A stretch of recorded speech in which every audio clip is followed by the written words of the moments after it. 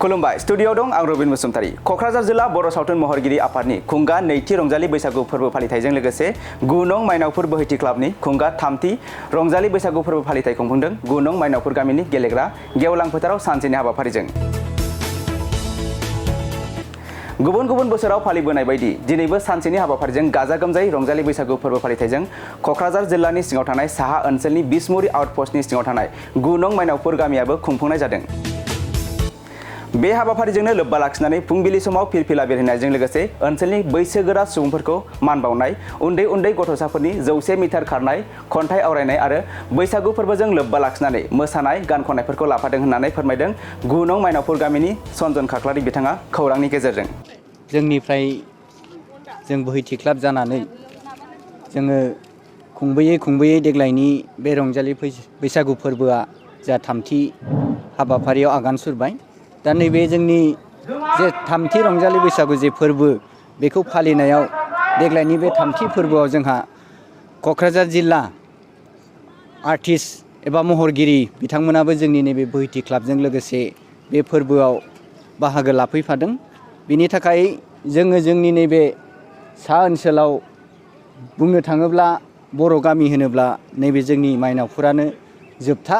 दा बिसोरबायदि इसिबां गोथौ जायगायाव जे जोंनि कक्राझारनि जे महरगिरि बिथांमोना जे जोंनि क्लाबजों लोगोसे दिनैनि बे गावसिनि बेसेबांबा गिदिर हाबाफारिखौ जों खुंफैफानायाव जों नैबे बोहैथि क्लाबनि जानानै बिथांमोनखौ जों हाजासे साबायखर जोङो बावदों। आरो बिथांमोननि जे जोंनि ओनसोलाव जोङो बुंनो थाङोबा जोंनि गोथां मेगनजों जोङो दासिमबो जोङो जाय आर्टिस्टफोरखौ महरगिरिफोरखौ जोङो नुफेराखैमोन, दिनै जों बेखौ गोथां मेगनजों जोंनि ओरैनो थाइसेबो रां रुफा होआलासे जों बिथांमोननि महरखौ जोङो नुनो थांगासिनो दं। बिनि थाखायबो जोङो बिथांमोनखौ जोङो जोंनि क्लाबनिफ्राय साबायखर जासिदों आरो बिथांमोनखौ जे जोंनि ओनसोलनिफ्राय नायफैनो थाखाय रायजो राजाखौ जोंनि क्लाबनिफ्राय जोङो खावलायहरदों, जाहाथे बयबो बे जोंनि हाबाफारियाव जाहाथे लोब फैनानै बे जोंनि हाबाफारि मावफुंनायाव जाहाथे बाहागो लाफैफायो। नोंथांमोनहा फुंनिफ्राय दि जागायगासिनो दं, मा हाबाफारिखौ लानानै खुंफुंदों? दा जोङो हाबाफारि बायदियै जोङो गिबियाव जोङो फुंबिलिनि 7 रिंगायाव जोंनि जे बोहैथि क्लाबनि मोनसे जोङो फिरफिला जे बिरहोनाय बे हाबाफारि आरो जोंजों लोगोसे जोंनि कक्राझारनि जे महरगिरि आफादनि फिरफिला बे हाबाफारिखौ जोङो फुंबिलिनि 7 रिंगायाव जोङो मावफुंखांबाय। आरो बिनि उनाव नैथि हाबाफारि बायदियै जोंहा गामिनि बयनिख्रुइबो बैसोआव गोरासिन जे सुबुंफोरखौ जोङो जोंनि क्लाबनिफ्राय आरो कक्राझार जिल्ला महरगिरि आफादनिफ्राय जोङो गांसे आर'नाइजों जोंनि बैसोगोरा बिथांमोनखौ जोङो नैथि हाबाफारियाव जोङो बरायनाय बे हाबाफारियाबो जोबनानै थांबाय।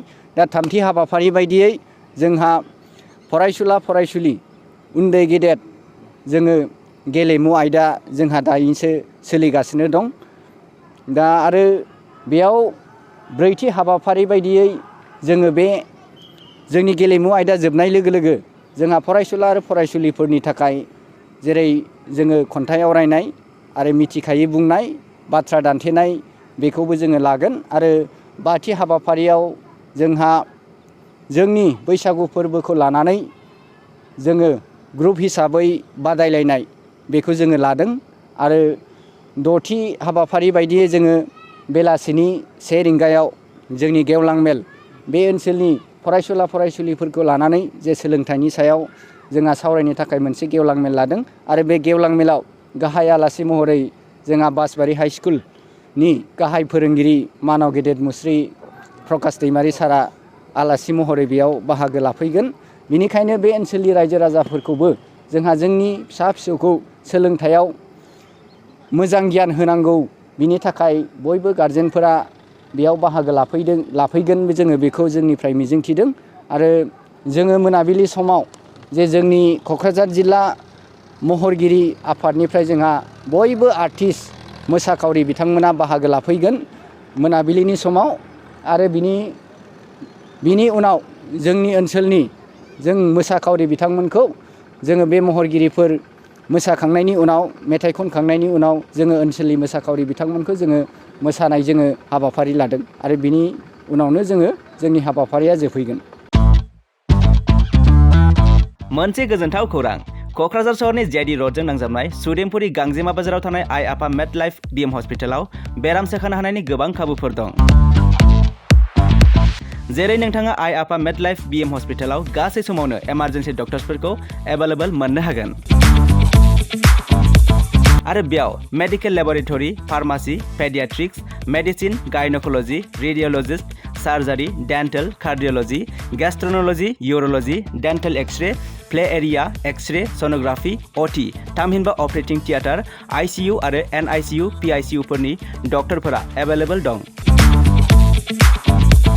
लोगोसे normal delivery, C sections, gall bladder stone, kidney stone, appendix आरो हार्नियाफोर बेराम जानायफोरखौ अपारेसन खालामनायनिबो सुबिदा दं। आइ आफा मेड लाइफ बिएम हस्पिटालाव सप्ताफ्रोमबो फार्मासिजों लोगोसे लेबरेटरि आरो सप्ताफ्रोमबो इमारजेन्सि सार्भिसजों लोगोसे 24 घन्टा जेब्लायबो खुलायै थागोन आरो बेयाव लांलाय लाबोलाय खालामनो थाखाय एम्बुलेन्सनि सार्भिसबो थागोन। बेनिखायनो ओनसोलनि सुबुंफोरा बेराम आजारफोरजों भुगिनानै दंब्ला क'क्राझार सहरनि आइ आफा मेड लाइफ बिएम हस्पिटालाव फाहामथाय लाफैनो हागोन। लोगोसे नोंथाङा 9101655430 एबा 8822688026 बे जानबुं नम्बरनि गेजेरजों थोंजों कल खालामना आबुङै खौरां लाहरनो हागोन।